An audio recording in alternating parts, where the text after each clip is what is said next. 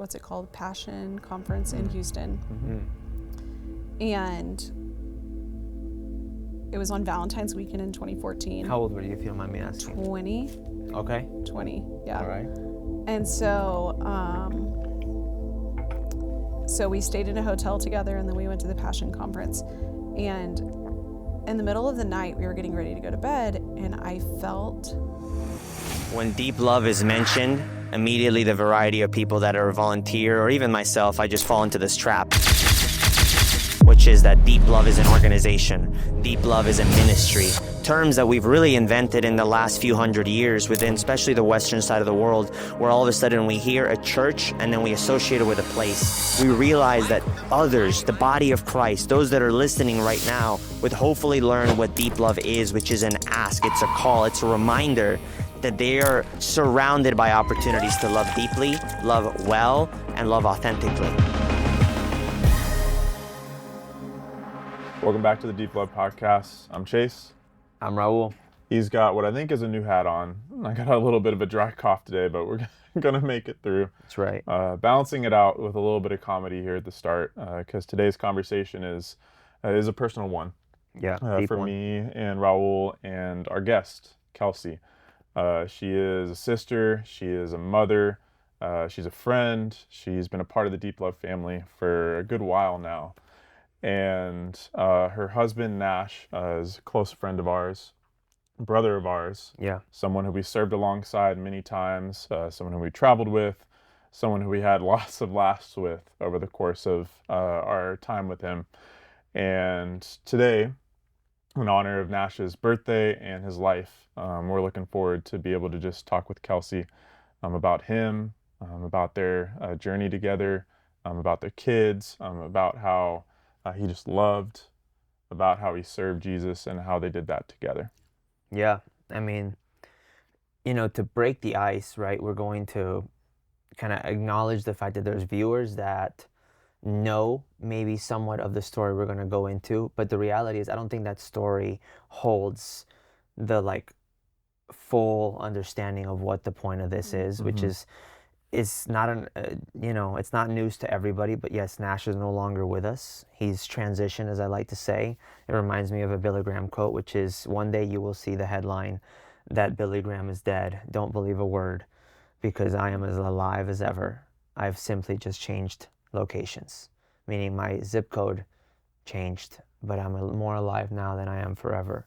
And so I say that to just echo the fact that I know, in light of the person of who Nash is, the memories, the stories, the laughter, those live on.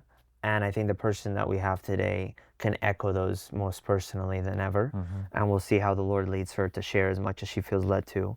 But yeah, before we go into the beginning of, or even to the end and tail end of what a lot of people maybe are curious about, in light of what Kelsey's, last year has looked like, because I know this is a year now, right?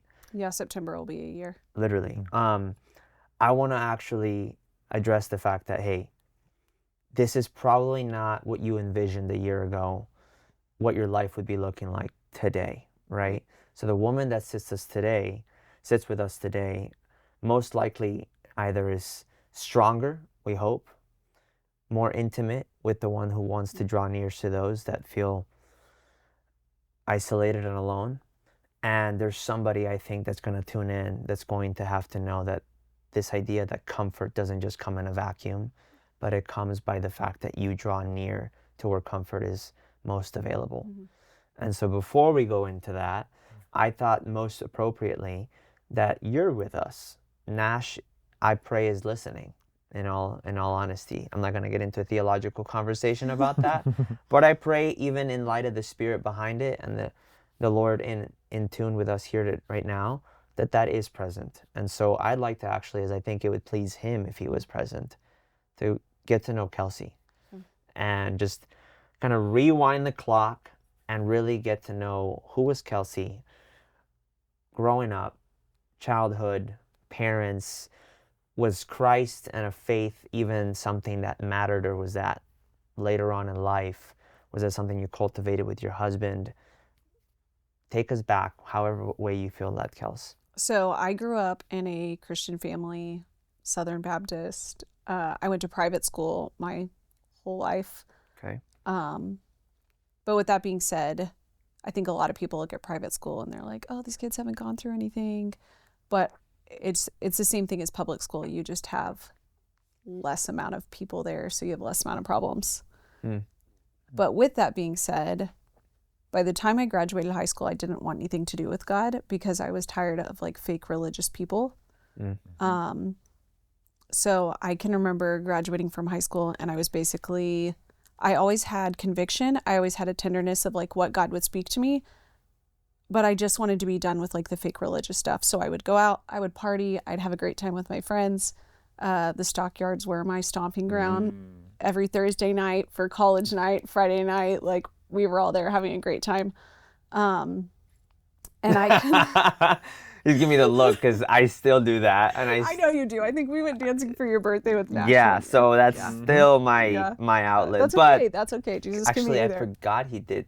Yeah. You guys did join us for that. We did. You were there, actually. That's about as much as I'm going to get him to dance on a dance floor, probably. We've done in Austin too, but we'll leave that to the side. Yeah. Okay. Continue, Kelsey. Yeah. Lordy. So, I mean, I remember my parents. We started to go to a local church. Well, we went to Gateway, and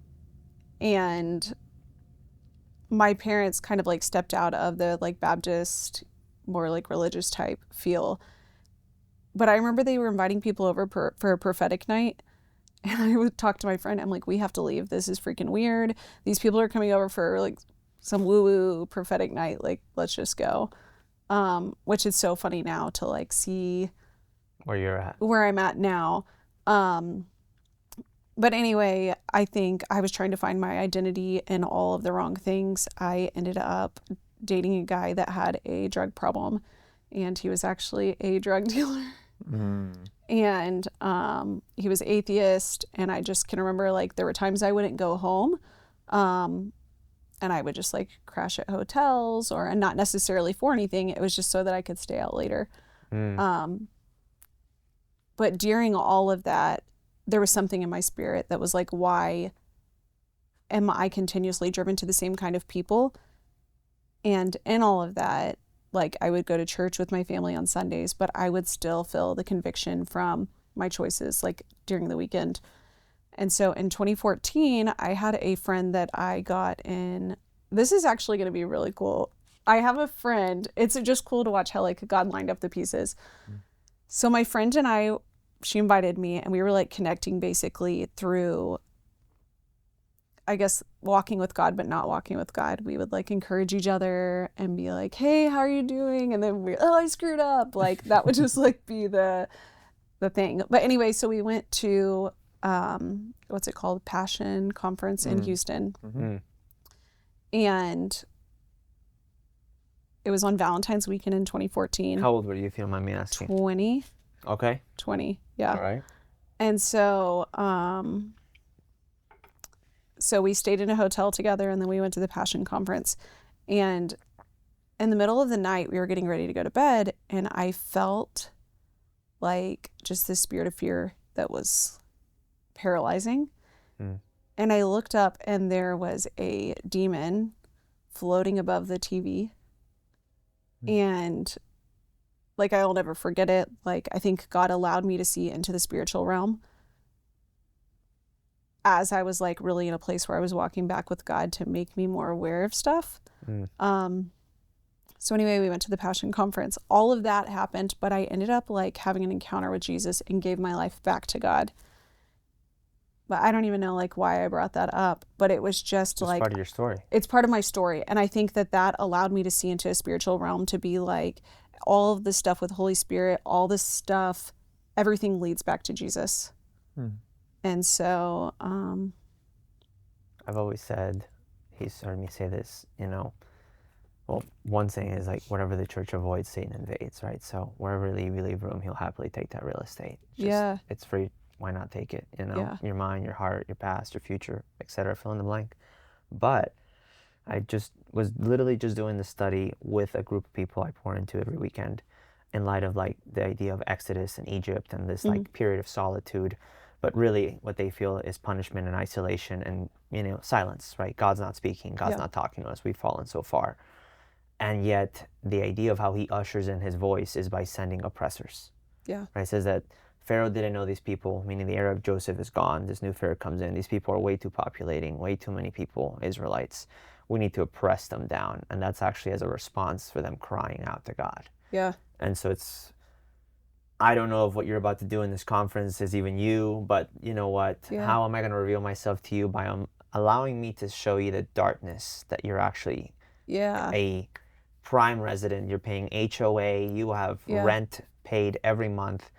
You are a member of society in this realm. You are great. And let me explain to you who your neighbors are. Yeah. And let me allow you to see who you live with. Yeah. And it was like, I just remember laying in the bed, and at the same time, my friend like rolled over and she looked at me and she was like, do you see that too? And it was just like this black shadow figure, just like from the waist up. And like, when you're in a hotel room, there's nowhere for like a shadow to be casted on a wall. It's pitch black. You've got the curtains drawn. Like there's no lights through. There's no lights going through. So it was like floating above the TV. And I can remember being paralyzed. Like, I'm going to die tonight. Not like I need to make a change, but like I'm going to die tonight. Someone's like hiding behind the curtain or something, and they're going to kill us. And so I can remember like finally I jumped out and I ran to the bathroom and turned on the light. And it ended up being one of the coolest nights because she like encountered Jesus and got delivered from stuff. It really left a mark on me. And just like after that, we were really close, and God just really moved through all of that. I'm going to need to meet this person, by the way. Yeah. Because I didn't know this story. Oh, she's awesome. Yeah. Wow. She's real cool. Well, I was going to say, what did it look like for you following that in terms of like your relationship with the Lord, fruit in your life? Like, whenever you came back from the conference. Like when I first came home, this is just like compiles on all of it. So I first come home, and at that time I have my good high school friend, which remind me I'll have to get into more of this because there's some stuff with that too. But she lived with my family and I came home. She was sleeping in the game room. I was in my room, and I was terrified to go to sleep because I was like, I don't want to see something again. That freaked me out. So I put on worship music on Spotify, but of course I don't pay for a subscription because you gotta love the commercials. So I got a commercial, but I'm having this terrifying dream that like something's coming to get me, and like I think it was all tied to stuff with my past. I wake up, and I kid you not, the song that was playing for the commercial was "The Devil Is Alive," and I'm like, that's not a coincidence. Like you're sitting there smiling. It freaked me out. Like. That's terrible. Like, this is not the worship song I wanted to have playing. Yeah. And that day she bought premium. Yeah. That becomes a commercial for Spotify today. Do you want the good? Seriously though. But like in walking that out, I think it was a process. I started to go to counseling, just to basically not continue to like. It wasn't like I was crazy, but not to keep putting myself around the same kind of people that were going to pull me down. Sure. So. I mean, y'all probably know when I started following God, my friend group changed. I lost a lot of my friends, not intentionally, but just a perspective of life changes. Who you hang out with changes. And so life looked different. But then that's kind of where God started to bring me into the next chapter. So you're right around 20. You go to this conference. You have not bought the ticket to encounter a demon, but to encounter Jesus. Yeah. But because you get a full PhD awareness of the realm that you were designed to crush, shrink. Yeah. And so you can expand light, preserve truth.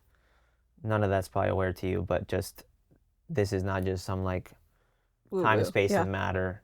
What I touch and feel and smell is what's real, but there is a world I yet can't to see. really know much about, and yet it's engaging me more than I'm aware of it. Right. And this, fear of the unknown, and yet it's a beautiful transition to what then he calls us into, which is a fear of the Lord. Yeah. Because in the midst of any level of oppression, depression, darkness, wickedness, it dwarfs in comparison to the size, right? That's actually in light of the whole Exodus analogy I just had, right? Like the whole point of the plagues is him taking down every Egyptian god. It's like, before I take you out of this place, I need you to let you know the God that you're serving, considering the ones that you think have been serving you and plating you food and giving you water and keeping you in oppression. I need to literally wipe each one by one. Yeah. And the Red Sea, actually, it's him swallowing up the concept of Egypt all in and itself. And that's much of what our story begins when you say yes to Jesus, is this Exodus journey.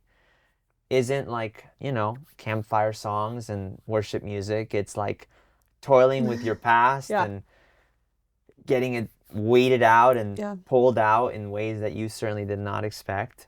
But so that is the context and some of the backdrop we're kind of getting a gauge for from you. So walk us through, in light of that, how the seasons forthcoming from that place started cultivating much of what this life that you maybe started to desiring maritally, relationally. So everything happened really fast. I'm sure, but I'm all for it here. So I wanted to change my friend group, so I got involved at Gateway and started to help with it was 7 at the time. Yeah, I was there. And so I signed up to do an internship, but I didn't realize that mainly the internship was for high school kids. And so it was ages 14 to 21, but everybody was still in high school. And then I guess I was 21. Yeah. I was 21. So while everybody else would go serve at students, they were like, oh, we've never done this before. You'll serve at 7. We'll find a place for you to serve. So I ended up serving the first few times. There was only a couple of us. Then they brought on Jonathan Landis. Heck yeah. And Jonathan started the Connect team. So of course he started stuff. Yeah, and he did a good job. So he brought people from Upper Room. So I showed up one day and there were a ton of faces I'd never seen. I still remember Nash. Still remember what he was wearing. So he made a statement. He did, but he didn't know it yet. I just saw him from afar. Oh, well, it's good you didn't tell him, because he would have fed off that. Yeah. The next lifetime ahead. Well, everything was very fast paced. So we it was such a fun time because groups of us would go out to eat. I remember. There'd be Torchies. 40 of us. Yeah, Torchies, or Buffalo Wild Wings was a big one. We'd all go eat at Buffalo Wild Wings after church. Put in there. Oh, it was so much fun. We had such a good time. I mean, I went to a lot of these places way back when for the fellowship and the relationship. Plus, the person I am today is not how I was then, actually. But that is not the point of this conversation. Kelsey's over there utterly confused. What is that supposed to mean? But this is not the Raul show, so please keep going. No, I'm curious. There's seed oils. Okay. That is not the point of this conversation. So it's okay. I understand. I get it. So I've done all my deep diving on food and stuff, but I still eat Taco Bells. Well, I guess this is confession before we get to repentance and everything else we got to do here. I'll be fine if the parasite gets. So now you know what that demon was floating above your. Possibly. That was a Taco Bell you ate that night. Actually, I probably did eat. All we know is this whole relationship with God was built on a bad food trip from the night. Yeah, right. Goodness. But yeah, so 7 and... Okay, so we all started hanging out. I met Nash, but the really cool thing about it is everybody in my past, it was more about flirting and flattering, and Nash never did that with me. Nash never flattered me and told me everything I wanted to hear. He just was really straightforward with his intentions, which was different, but it was Nash. The cool part about all of it is, so Nash actually got saved in January of 2014. I got saved in February of 2014. And I had been, since I was 16, on and off with my walk with God, praying for my future husband, that God would do whatever he had to get a hold of my husband's heart if my husband didn't know Jesus. So I'm actually 5.5 years younger than... It's a fascinating prayer. Because most women would probably pray that he's known the Lord all his life, and he just keep on, But I think what I walked through, ultimately it probably would have been great if someone knew God all their life.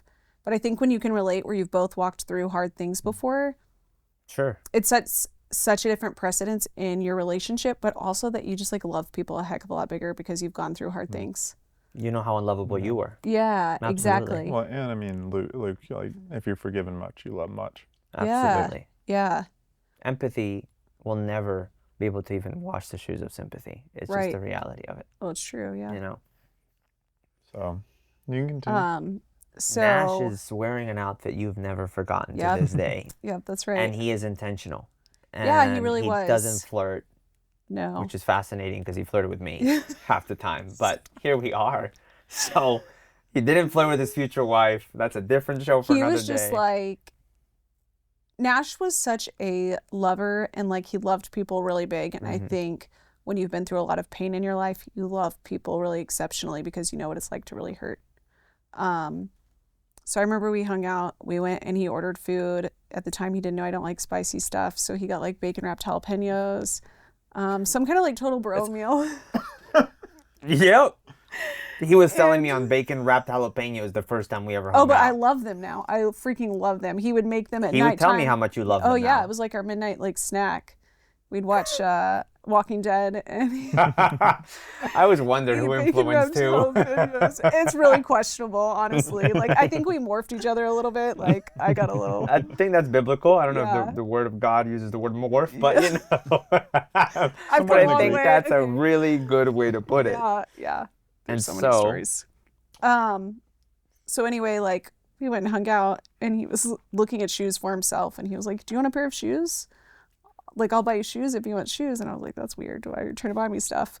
And like my track record with like people that I dated, it was more like, honestly, a lot of them were bums, and I would like financially pay for stuff. I mean, Taco Bell and, you know, Whataburger, those Does not play backwards, Kelsey. So it wasn't like that with Nash. I can remember I drove to hang out with him, and he like gave me gas money, and like he was just really respectable. And so anyway, we started dating after we knew each other like a month or two. And then 3 months after that, Nash proposed. And then 6 months after that, we got married. So it was like really... Give me age ranges around this, because we got 21-ish. I got saved, and then I met Nash. He got saved, and then he met me. So I was 21. Within 12 months? This is all like within 12 months, This basically? is like, yeah. Okay. Yeah, we got married in May of 2015. Okay. I gave my life back to Jesus. So we're talking about a year? Yeah. Yeah. Okay. So yeah. I love it. I mean, you gauge the fact that like... And like, my thing too of like walking with God and my walk with God being different, like Nash was super intentional. Like we waited till our wedding night. Like there's just so many intentional things that he did that God transformed his life from where he used to be. That just cultivated. Like, I think a lot of men in the church probably wouldn't do that now. And if, I don't know, he was just really intentional with like our whole dating process. Maybe that's why it was fast. Well, yeah, I mean, but when you recognize the man's respecting the very thing that most men would disrespect or disregard and that or was dishonor, very different for me. He was just you really immediately. respectable. I mean, this is a common value and principle in work, business. I mean, the fact that you're telling me, you're going to tell me how valuable something is, and then tell me we can't do it yet. Yeah. Immediately, that person naturally. Yeah. It's not that they want to just give it to you. Right. They realize you're the only one that's going to value it properly. Yeah. Because you're not essentially just chasing after one thing. You're chasing after the one thing that actually I would say most men don't care about. Yeah. Which is my heart, which is how I will be, my stability, where my heart will be after I give something away too quick, too soon. Right. So, I mean, that speaks very much to why it felt the way that it felt most likely.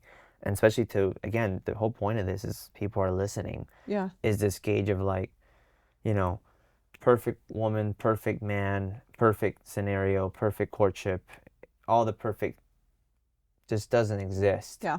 And I think Chase has probably a lot to talk about that if his voice wasn't scratchy today in light of the perfect expectations that especially church has cultivated in this day in light of dating, courtship, and eventually marriage. Yeah. Which is just this idea of like, I've heard so many sermons, so many books. This is the perfect equation. And anything outside of that, right, you know, it's just not God's will. When the reality is, nowhere have I found a really clean scenario that he willed together in this book. I just haven't found one yet, you know? But I think like the misconception that like a lot of people in the church make is if you do ABC, then like God's going to bless every aspect of your life. And it's not always like that, because realistically, every single relationship has their mountain highs and their valley lows. So like while there were good things, there were challenging things too. And so I think a lot of times people, you know, not to dive too deep or anything, but people can look at a picture on Facebook and be like, oh my gosh, you had the most phenomenal relationship. And like while we had a lot of really great times, we had a lot of really difficult times too that you have to work through. But at the same time, Nash was like my biggest hype man too. Like, Yes, he was, even when Yeah. you weren't around. I'll tell you that right now. yeah, I mean, Mm-hmm. yeah. I mean, he constantly told all of us at our men's retreat how much he outkicked his fence post. It's just like, dude, you will never find. Like, you just won't. And it was like, thanks for letting me know that. Appreciate it. I'm But sure. it's just echoing to me also just the question I wanted to ask, which was just like, you know, I get that it was all super quick, but there was a prayerful consideration. You were praying for a specific man, for how God would pursue him. So with the life that you somewhat gauged, even saying, I do, I want to marry you, and last year when he transitioned into heaven, and now this life obviously has shocked to what you probably envisioned for the next 10 last year. Prior to that happening last year, did the life you had already with him much exceed what you expected or even go around? And I'm speaking and asking this more from the scope of what women expect marriage to look like. And yet God can sometimes grace you with a life you would have never pictured for yourself and actually be better. I think that's a loaded question. Sure. But I think in marriage, everything's like a circle. Like the best analogy I've heard is when you're married, you're going to go through phases where you're like, they're the best person, they hang the moon. And then you're going to go to the roommate phase. And then you're going to go to the phase of, I hate you and I really don't like you. And if you hold on tight enough, you make it back to the phase of like, you're the best person. And so the reason it's a loaded question is because I can't look and go, oh, we had challenges. Like, would I take that back? No, because in those challenges is what's created a deeper love. That's the whole Break premise. that, break that down. How do you think? Because I think you learn a lot about yourself. Like there's things that I've seen about myself. Naturally, I'm a very, not anymore, but like naturally things would make me fearful or make me worry about stuff. I mean, after you see demons, like why would you, why would you not? But I think, and I said this at Nash's celebration of life, that Nash very much helped pull me outside of my box while I kind of kept him inside of his box from jumping too far. And like what I mean by that is I would say like, I wouldn't say it was like a religious spirit, but Nash helped me see people more fully. Like the most broken person, like Nash was so intentional with people that people wouldn't be in the church. Like you screw up so many times, you mess up so many times, people in the church tend to start to shut down or like, how are we going to fix this? But like Nash was really intentional to not give up on people. And so I think in that way, like that really transformed my thinking just to like love people really big. And then I kind of helped him slow down and not move too fast. How would you, to the person listening that maybe isn't widowed, maybe hasn't lost, but has grief, just has grief, how would you, speaking to this year that you've walked through, in light of honoring the loss, and the loss doesn't have to be a husband, the loss can be anything. There's people that have lost all identity because they lost their job. They've lost all identity because they lost their community group. They lost, fill in the blank. Grief is grief. The heart honestly has no idea the two together because it doesn't categorize. Grief can feel just as real as any loss. So how have you, I know it comes in waves at times, but how would you speak to that? I think it's embracing it. I think if you try to numb yourself, I'm such like a feeler, so I'm like, I'm going to feel all the emotions. I'm going to cry and I'm going to have ups and downs. But if you numb yourself, if you take something, whether it's a prescription or you're drinking to numb your pain, the grief is going to be there waiting for you at the end of the day.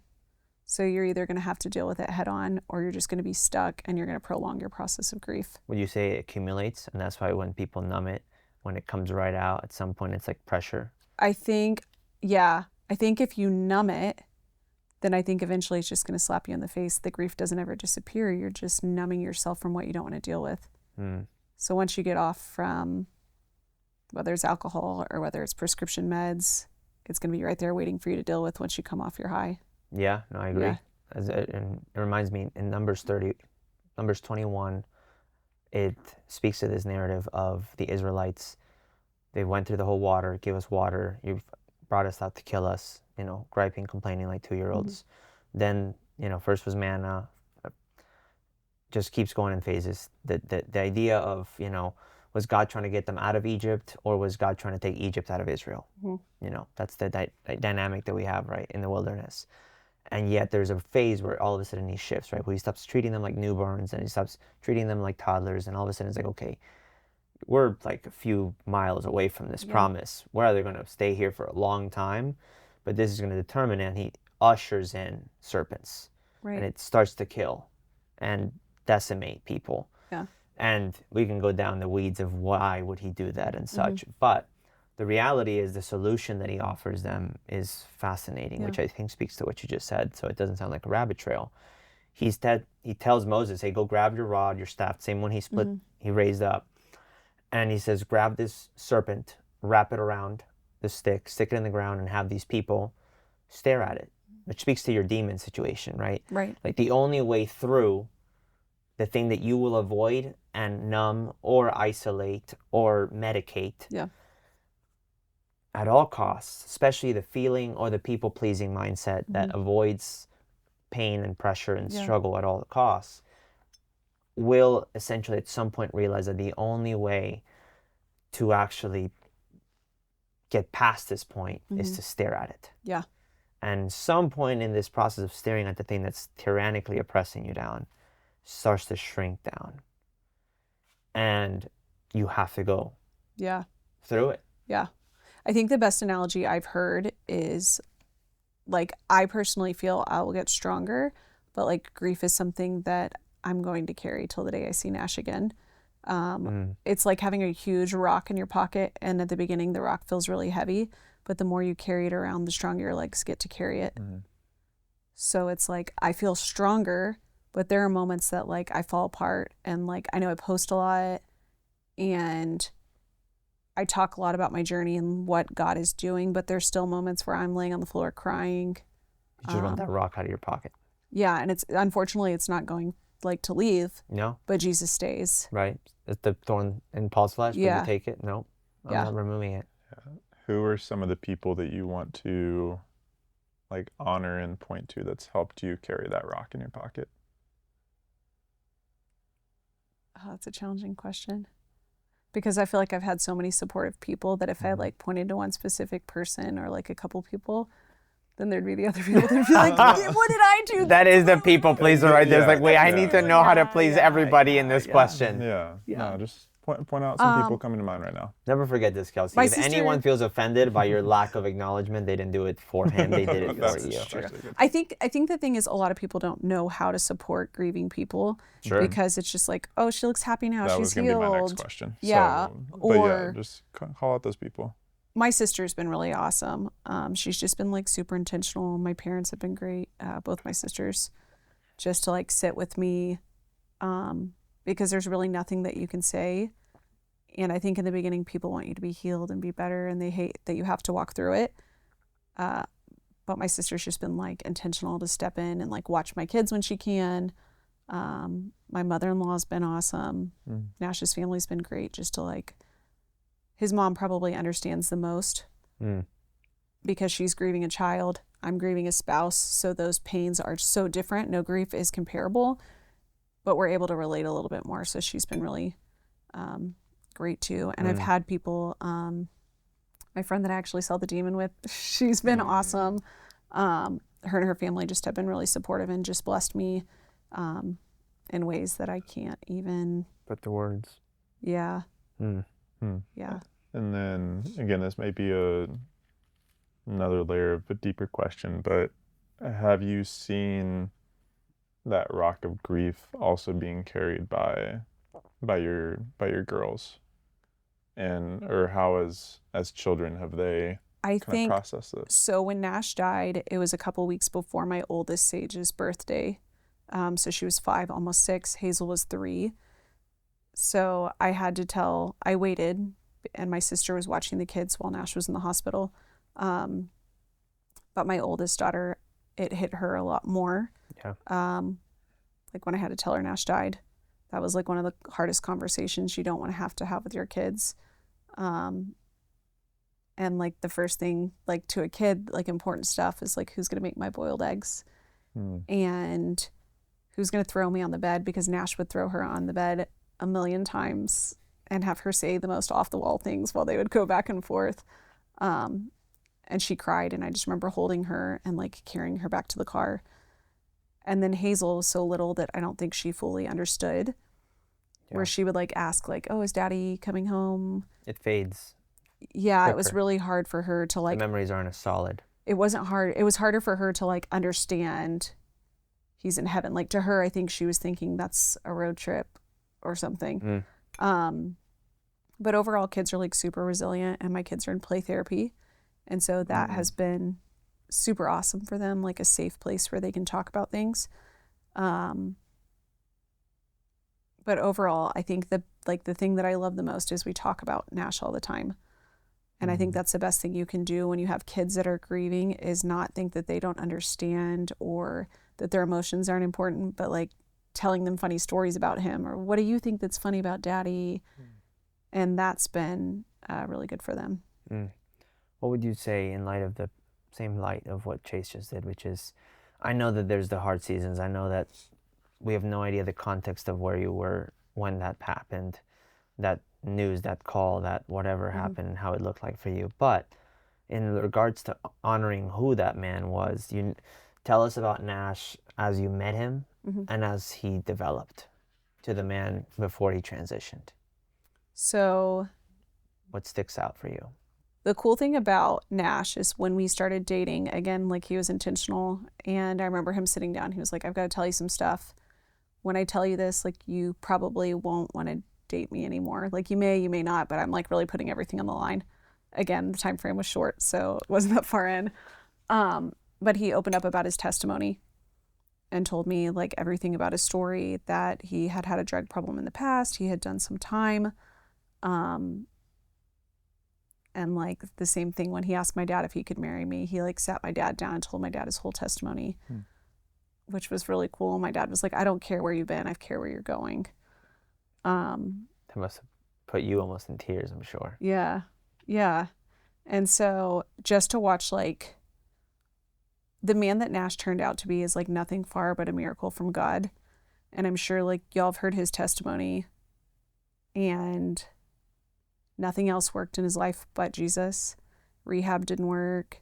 Trying to fix everything didn't work. Doing time didn't work. But like Jesus was the only answer that worked in his life. And so when he encountered God, like he lost it and he cried and he was like, God is real. God is real. And the dad that Nash was like to our daughters, he was really intentional. Like he laughed with them. He played with them. He had fun with them. And I'm trying to think like how to phrase this. Yeah. That's something that God showed Nash how to do, like to be the dad that he was. So that was like a really cool aspect. What's like one or three like favorite memories that you have with him, either all of y'all as a family or just him and you? That's a loaded question. Because a lot of the jokes that he would say were probably the funniest. Yeah, of course. You're like, am I allowed to say what he would say? I'm not allowed to say it. Well, we have a censor button on the back. So. Yeah. It would just, I can tell you some stories later, but probably his sense of humor and just like.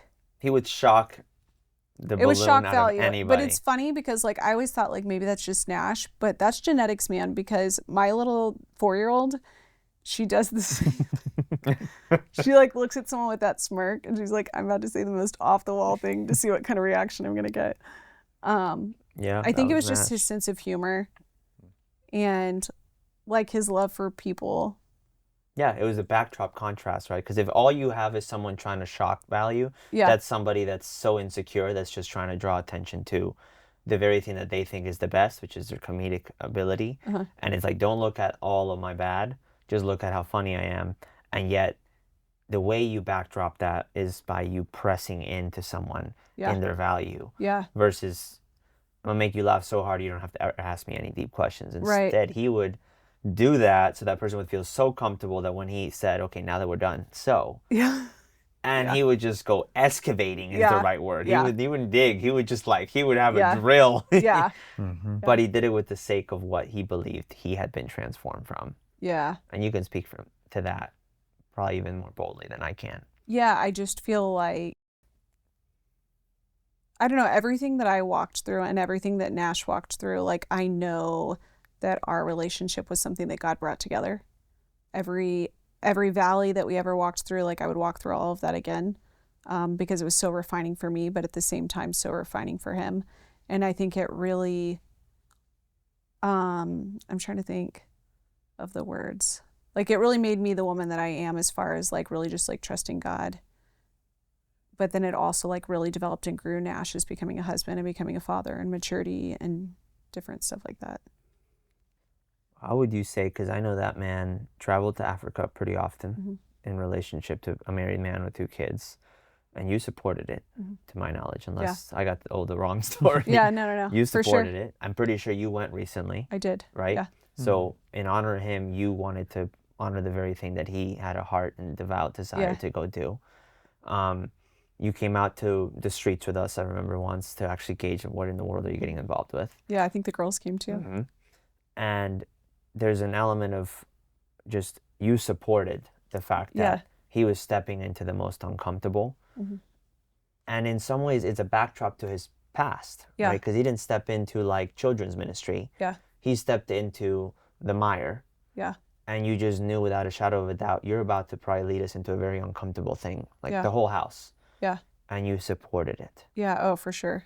So walk us through that decision for a woman that is out there, not even loss or grief, but is struggling with a man that's trying to lead them into the most uncomfortable. With Like, heart as far as posture, like going to Africa and stuff? just uncomfortable. And whatever they deem Unknown. as uncomfortable. Because I know for what Nash would do would be uncomfortable to the average, forget about women, just human being.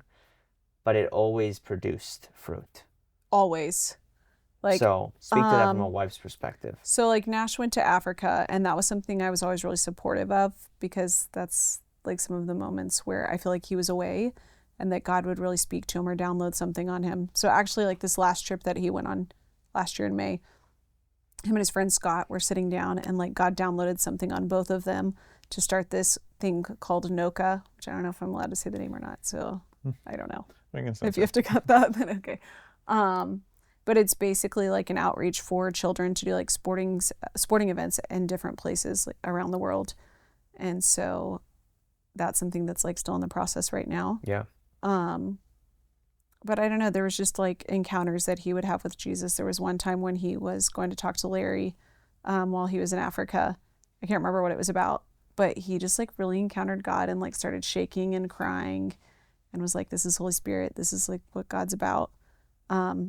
Funny enough, he told me though that he was like, I don't know, I would never feel comfortable with you going to Nigeria because there's pockets and parts of it that are really dangerous. Like, that's just probably not going to happen. So, joke's on him. You're like, if you saw me now. So, yeah. So I ended up going in May. And I don't think there was necessarily anything like crazy that happened, but I think it was just a healing adventure just to kind of go where he went, see where he spoke and stuff like that. Walked where he walked. Yeah. Absolutely. I mean, that makes sense. I mean, you very much like walked in the trailblaze path that he set before for your family. Yeah. So you can speak to that from your growth standpoint, because one day you will get questions For sure. that you would either have zero gauge to speak from, or now tangibly be able to either take them with you or take them. Yeah. Eventually or they'll go. Ironically, even say, Mom, I feel led to do that. And Yeah. probably even break down in tears because they don't know how much. Yeah. The Well, there's a idea lot of of people missions. waiting to meet them there. So, yeah. So you already know that. Oh, for sure. You know, and Yeah. so that in itself, I would say, in light of speaking to that, because I go to Africa, you know, often, and I've been going to different parts of it, but it speaks to even just much of the relationship that I just know will equate to whenever I get married. Yeah. And that was a hard element of how you guys Yeah. He could would go trust for like that the 3 Holy Spirit weeks. was moving and Yeah. speaking. So it's ironic because most wives would be not okay with that much separation. Yeah. And yet you encouraged it, championed it, because you knew that that's what draw you probably even closer when he came back. Yeah. I feel like we were always really like supportive of each other. Like if there were different dreams, or like even with work, he'd be like, she's the it girl, she's doing it. Like when we both had like different dreams, as long as it was like a healthy dream and a holy vision, like we were both really supportive of anything that like guided or led back to God. Because that has to be like what you're rooted in. If you're not rooted in that, then you've got free time on your hands. And So, not because we want to pull the curtain or anything like that, but take us to, not have to be the day, take us into the week and to the level that you feel comfortable, into the gauge of the viewer and how you think that the transparency that you offer and the details that you offer aren't for us. And it certainly isn't for your friends or your family. It's hopefully for that one. And that's not to sell you on going past the point. But for that to be in the backdrop of your mind in light of as you share. Let's even go to either the month or the week, and you can gauge how much you share. To just really like, even for me, even I'd love to know how that looked like for you. I think, you know, like I said, life has its valleys and its mountaintops. And so for us, there was like some valleys in between around the time that Nash died.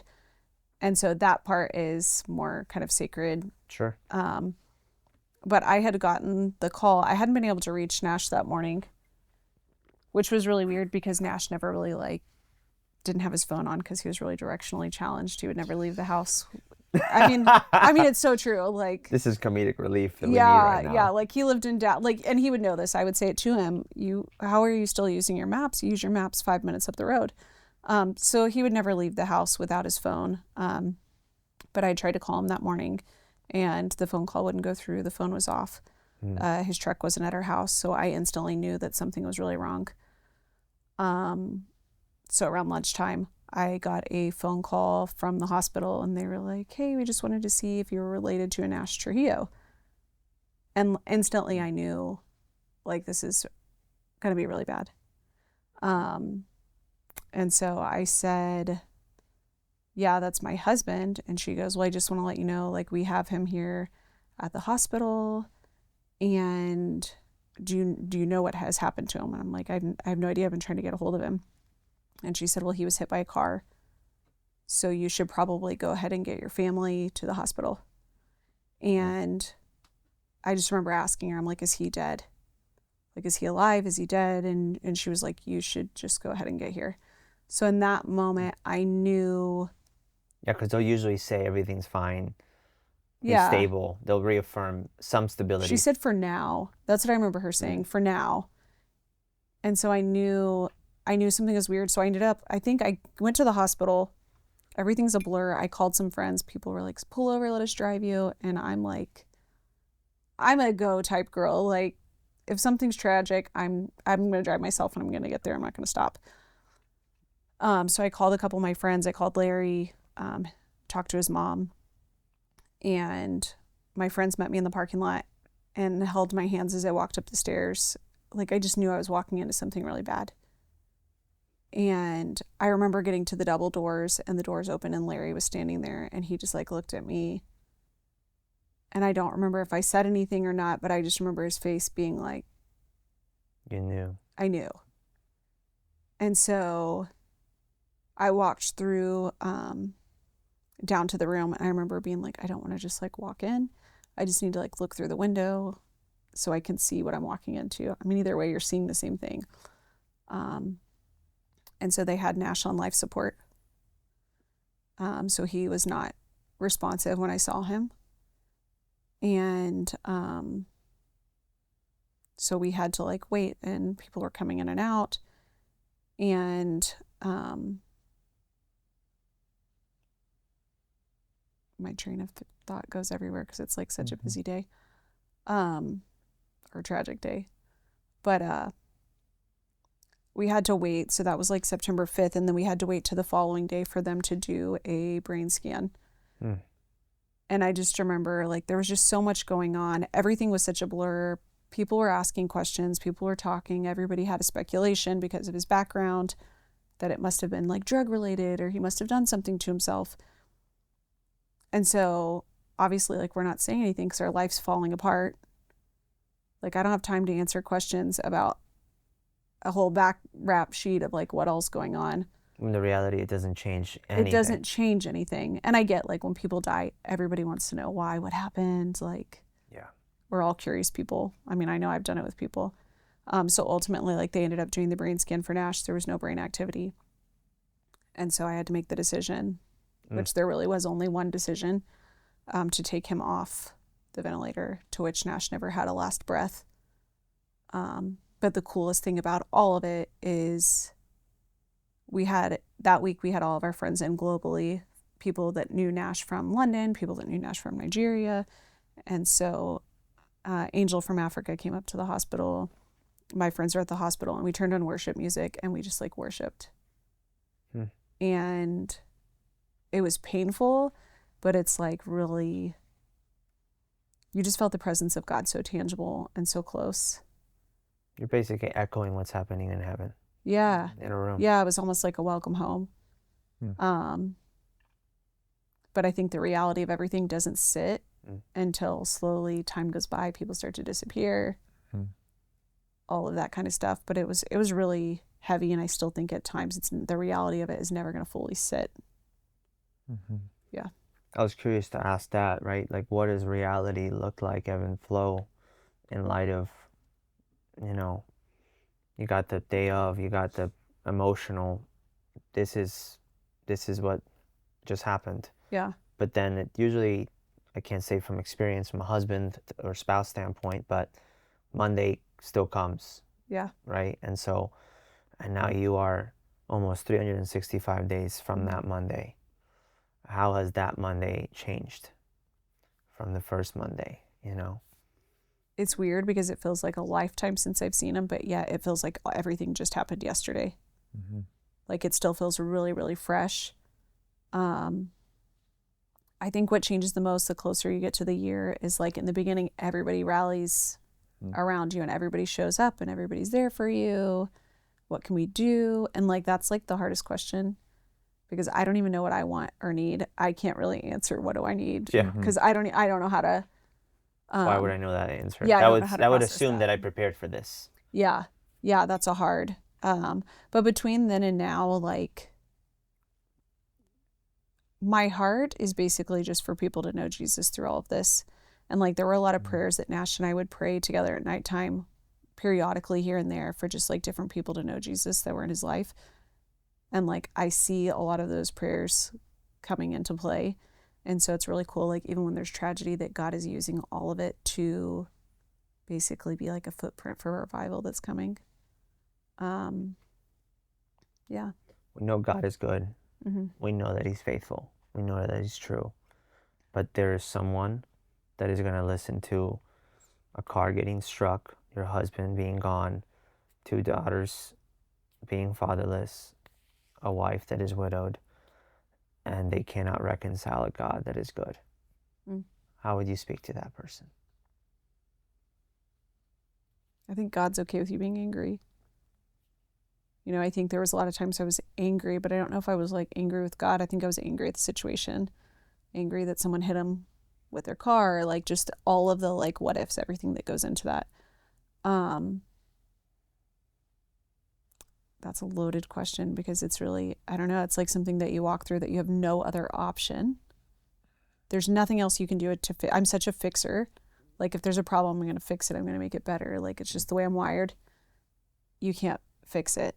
You're just stuck with it. So you've got a choice. Like, what are you going to lean into? And I think, like, God's the only option, because that's the only thing that's going to be there. Not necessarily take the numbing away, but that you can run to. What did it look like for you to lean into God, though? Crying.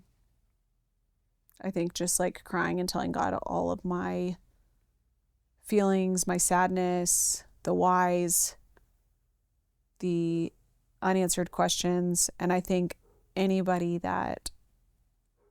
anytime someone dies, everybody is going to go through the what if. What could I have done differently?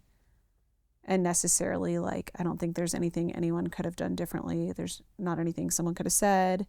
There's not a moment, like, but I necessarily don't know.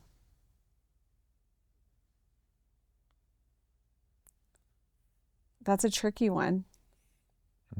Because it's just something that, like, eventually get to a place where there's nothing else to turn to but God. Yeah, because that's in line with kind of the question and Yeah. things that I was going to share is had a close friend, Bosa, who passed away a couple months for Nash. Anniversary was actually last week. And I was in LA when she passed. And it was really good because a lot of the community of our friends were able to really just kind of gather around each other and process that collectively. But then it was difficult for me when I came back because I felt like I was like 7 days behind in processing, and I was like alone in processing it. And then as well, whenever Nash passed, I was in Las Vegas for a bachelor party, and He called me immediately. And Raul texted me, letting me know about it, and called him while we were on like this rooftop, just having like a glass of wine, and I just had this like existential moment that I was like, I just lost like 2 of my close friends. Yeah. While I was out of town. Yeah. Like, God, is this you telling me like that I'm too far removed? Yeah. Like I'm sure, like, I'm grateful I didn't have to deal with the thought of, well, maybe we would have been hanging out if I was at home, and maybe this would have been something different. I'm grateful, but still I've had to sort through of like, is there any memories that I've lost that I could have gained if I was like at home more rather than traveling? And so like the form of the question I was wanting to ask is like, how have you grappled with either the question that you've asked yourself, or just not asking this question of, God, how do I sort through these memories that I was expecting to have with Nash, but that I'm not going to have anymore because of the years to come? That's such a good question. Here we go. Okay, so if I could like tell something and then follow into that. So back in 2016, I feel like God really speaks to me in my dreams. And maybe it's because I just like shut up long enough to listen. But I had this dream in I will speak to someone. But it's true. I had this dream in 2016, and Nash and my dad, I was in this huge green field, right? And this is where I go back to my friend Natasha that used to live with me. I was in this huge green field, and I was setting up rows and rows and rows of champagne. And my friend Natasha was there, but she was like sitting off in the distance in the green field. And then all of a sudden I looked over, and it was like this big junkyard. We had all walked through a junkyard to get to the green field. And then Nash is coming out of the junkyard, and he's holding my dad's hand. And my dad goes, Kelsey, look at the surprise. Look who it is. And I like journaled all of this because I knew it was like so from God. And I wrote down in my dream, I was so shocked to see Nash. I ran up to him and embraced him. Like I knew we had been apart for a while. So fast forward. This dream was in 2016. I wrote it down. I thought it was going to be something like earthly healing, where God just like dealt with a lot of deep wounds, whether I had in my childhood or Nash had in his. But fast forward, Nash dies. 4 months later, Nash dies. And I think like, okay, well, maybe that dream's heaven. Maybe that's what that dream is. 4 months later, my friend from high school, Natasha, dies. And so it's like, how intentional of God to give me a glimpse of the future, that like when I do die, because I know Jesus, that I am going to see Nash again, that Nash is going to know who I am, that I am going to embrace him. I'm going to give him the biggest hug. And Natasha's there. So that's just like that's not a coincidence. That's God saying, hey, I see the full picture. They died within months of each other. And so I think I realized that this life is so short. And like you hear all the time when people will give their big message at church and they're like, today you could die. But like it really is, life is so fragile. Life is so fragile. I mean, I don't know if I have anything internally that at any moment you could die. And so I think knowing that life is so short now, but then after that, if you know Jesus, this is just like a dream you're like waiting to wake up from. Because when Jesus comes back, there's going to be a new heaven and a new earth. And every memory or everything that I feel like Nash missed out on is going to be redeemed, because that's how good God is. God redeems everything that the enemy wants to steal.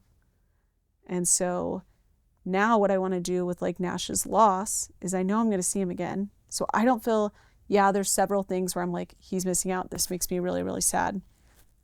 But I'm living for the future, and more so the future heavenly, because that's what's coming. And so I think with all of this loss and everything, I just want people to know Jesus. And so back during COVID, Nash and I came to downtown Fort Worth, and we like worshiped in the streets with like a group of people. And so like God showed me this vision that there was going to be a big thing that happened in Fort Worth, basically, which is cool enough that like this ties into like the homeless outreach, but that like a lot of homeless people were going to be saved, drug addicts were going to be saved, and that God was just going to do like this huge revival. And then Nash dies in Fort Worth. But I know that what God started is going to be like what God said he was going to do. And so personally, I do feel like we are in like a great time of revival to prepare for Jesus coming back.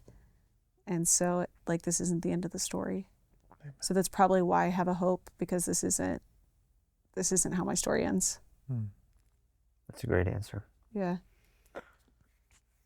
As we wrap up here, we always say, and we always ask, you know, not the ministry in light of when I say deep love, but what does deep love mean to you is a question we ask always at the wrap, under the kind of tone of, as our viewers, new ones or ongoing ones, often hear us say that the idea of this conversation and every conversation beforehand was birthed out of this understanding that the depth of his love goes through the depth of how far he goes to reach and grab and pull us out. Yeah. Now that still goes through an exchange of us even extending our hands to be pulled. Right. And much of that happens in the most real, tangible fashion, bear witness through our lives when we step into that Isaiah 61, Matthew 25, the widow, the orphan, the imprisoned, the poor, fill in the blank. And you fill yourself in vessel, hands and feet, all is yours. And you see the depth of his love. And then you have this understanding that you will maybe get point to the infinitesimal decimal of a part of that entirety. And yet if you gather everyone's testimony and how they've served, that really serving and sacrificing is how the cross display what love looks like in its purest form. And so the depth of his love is active through the body of Christ. It's not passive. Right. So we asked long to say, what does deep love mean to Kelsey? In the backdrop of what you've walked through in the past year, in the backdrop of how you're going to hopefully pour into your girls to what service looks like. To me, it looks like just like preparing and being ready to like go to the war zone spiritually. Like, I just feel like I'm a warrior and I'm not weak. I'm not going to allow something to take me out.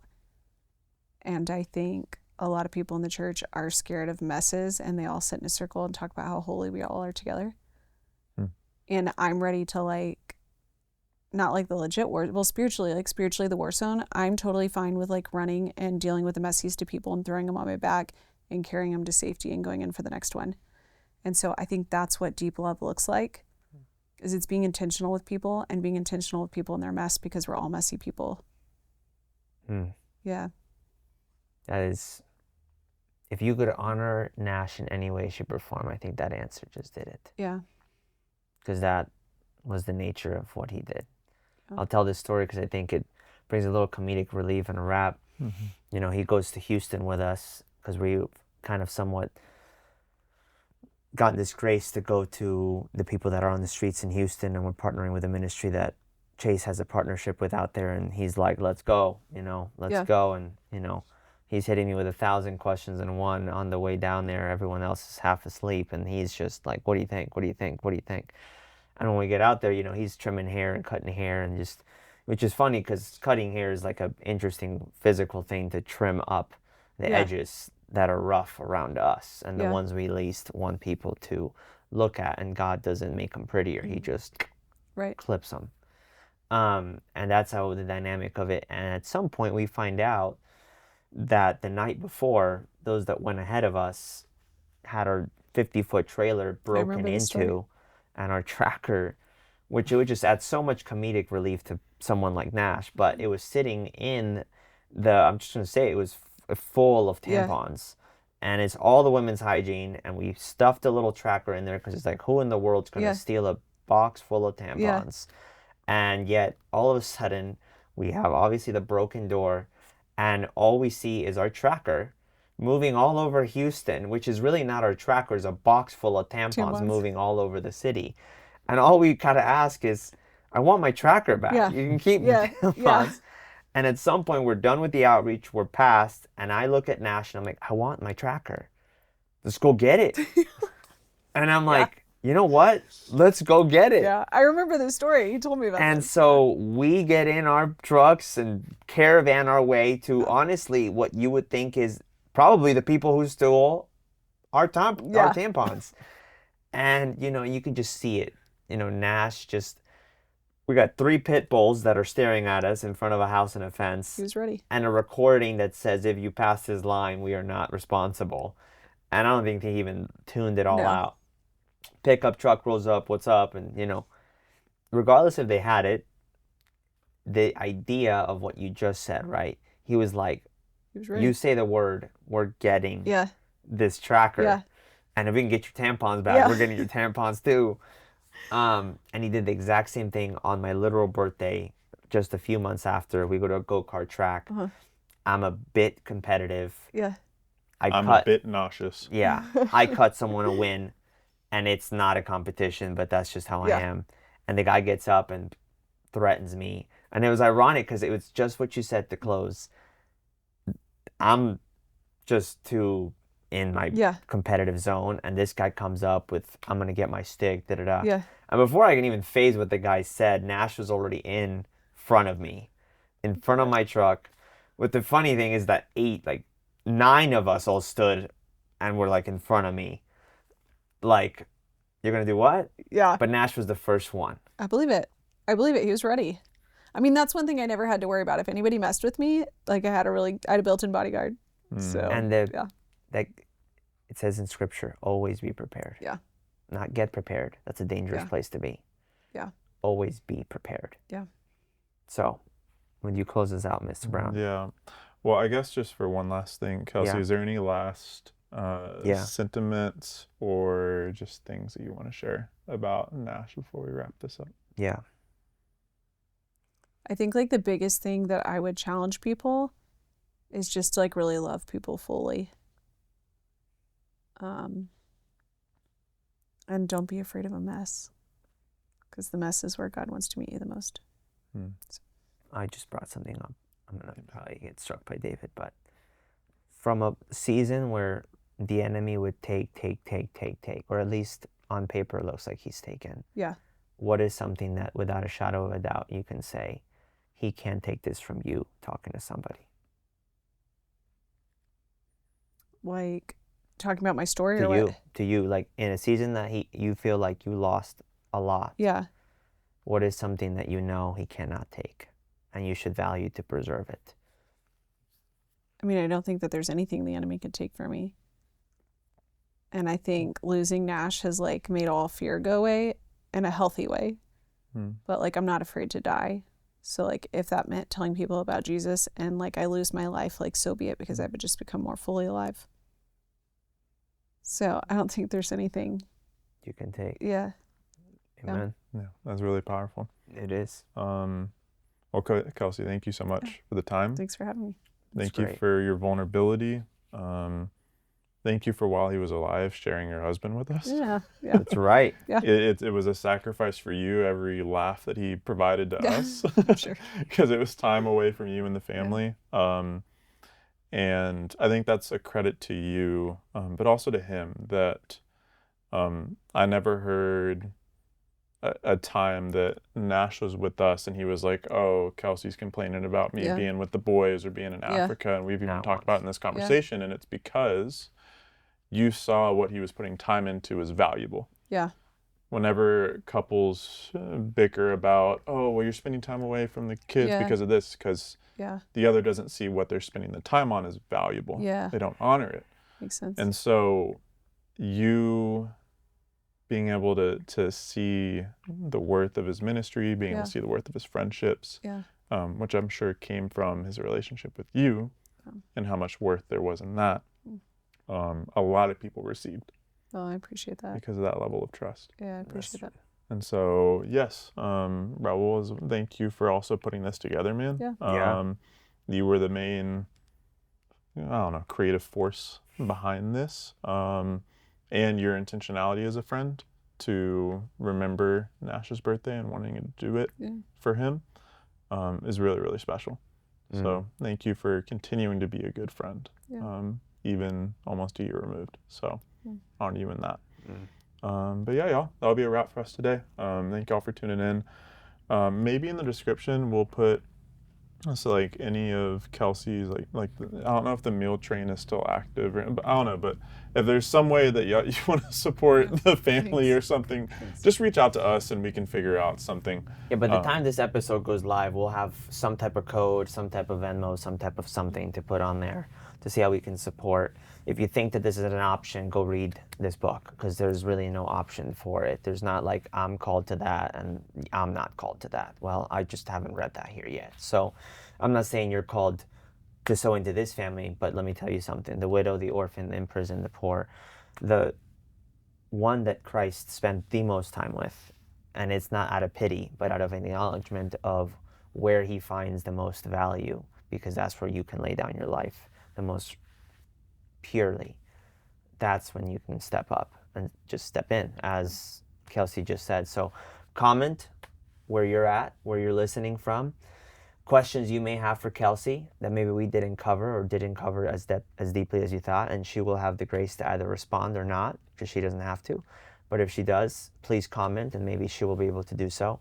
And subscribe, because that's the easiest way for you allowing this message, not our message, but this message, to hopefully get pushed out even further beyond the point of you hearing it, but those that maybe the Lord wants to reach as well. And our ministry details will be down in the description, somewhere on this screen. So if you want to come and serve with us in one of our upcoming serve opportunities. Which Kelsey's coming. Exactly. And you'll be able to join her. Also, shout out to David and Launchbox. Just thank you for producing this episode. And until next time, much love. God bless. God bless you.